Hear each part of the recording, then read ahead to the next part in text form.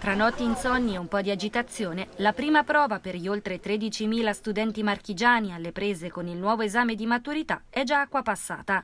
6 ore di tempo per svolgere il tema d'italiano, la scelta tra 7 proposte. Per l'analisi del testo, Ungaretti e Sciascia, per i temi di tipo argomentativo, l'eredità del Novecento, istruzioni sull'uso del futuro e l'illusione della conoscenza.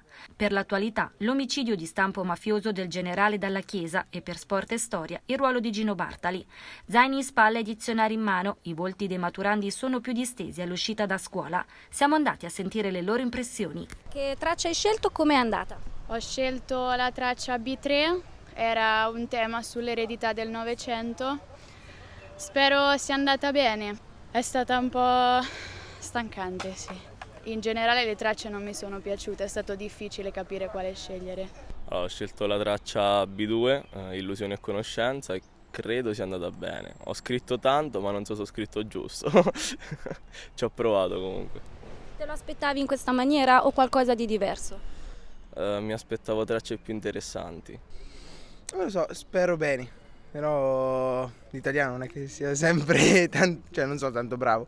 Ho fatto la traccia A, l'analisi del testo e su Ungaretti, alla fine ieri l'avevo ripassato per fortuna. Tipologia B1, quindi test argomentativo. Non mi aspettavo questi argomenti anche perché insomma erano abbastanza difficili secondo me, però ce l'ho fatta insomma.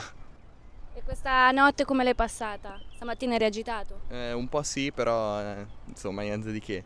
Sarò più agitato domani mattina per la seconda prova. E ieri sera eri agitata, sei riuscita a dormire? No, mi ha preso tutta stamattina l'agitazione. Domani si ripete, è il giorno della temuta seconda prova che, novità, verterà su 2 materie diverse. Poi via con gli esami orali. Domani in seconda prova avrò diritto e scienze umane e spero anche lì che mi andrà bene come oggi. E oggi pomeriggio che cosa fai?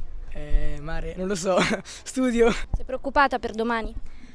Forse un po' più di oggi, però si mantiene la stessa linea delle simulazioni, penso sarà fattibilissimo anche quello. I dubbi sono per la prova di domani che ancora non so cosa aspettarmi. Quello che io temo di più è l'orale fondamentalmente, gli iscritti sono abbastanza dotati diciamo.